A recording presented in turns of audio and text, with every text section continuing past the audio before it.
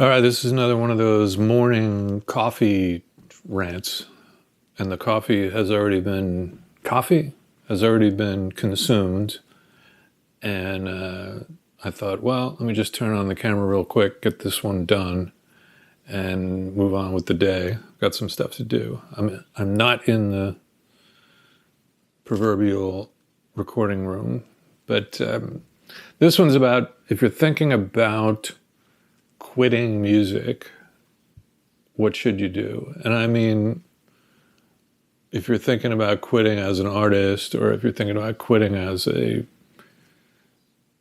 player, like a guitar player, keyboard player, drummer, if you're thinking about quitting as a recording studio person, like a mixer or recording engineer, if you're thinking about quitting, you should. I'm kidding, and that was me acting. You shouldn't quit unless you really want to. But I think what I'm trying to get across here today is something I've been talking about with some other people. Is that, and by being somewhat playful about the quitting thing, is that you need to have fun doing music, or have fun making your art, or at least be playful with it, in that if you're in the studio, it shouldn't be a source of grief and angst and misery. It should be something that you can have fun with and play with and challenge yourself with. Not unlike doing a crossword puzzle or some other challenge like rock climbing or something like that. You know, you don't go to do rock climbing to be miserable. You do it to have the challenge, get the endorphins going, have fun with it, see how far you can get. If you don't get all the way to the top, then you have a reason to go back the next time. If you get all the way to the top, then the next time you try and do it faster. And I've never rock climbed, and I never will, but I'm just using a metaphor kind of thing. But in the music thing, I mean, I see way too many, and it goes right down the line, from producers to engineers to mixers to musicians and artists. They lose the sense of having fun with the process and the joy of doing this. Now, if you're not getting any joy out of it,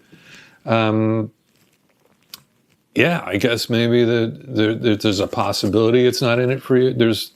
It's not for you.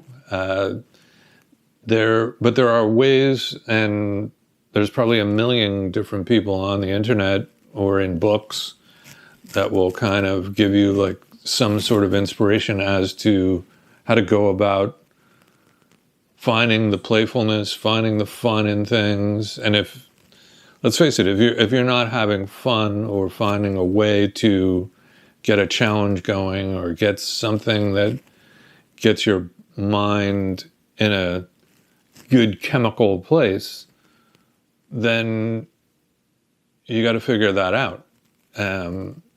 Unfortunately, a lot of people get into drinking or doing drugs or something like that to get to that place, and that's, I don't recommend that to anyone. I've never seen that really be healthy. I'm not saying anything new there, but so this is about that. Like, lighten up.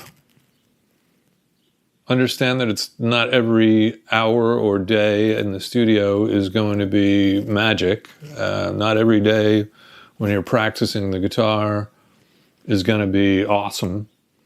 But the challenge and the fun of it is to try and find those moments where you get inspired and where it makes you want to learn something new. To me, that's always something that is a way to get out of a rut, is learning something new, putting yourself in a position that you've never been, whether it's like, hey, you know what, today I'm going to try and figure out how to make my song sound like an ambient record, or make my mix sound like I'm not going to try any reverbs today. No reverbs allowed. So all these like little types of games that you can play to learn new things, to expand your palette, and have a decent time, have fun at it, enjoy it. There's plenty of other things out there to be not happy about. Making art should not be one of them.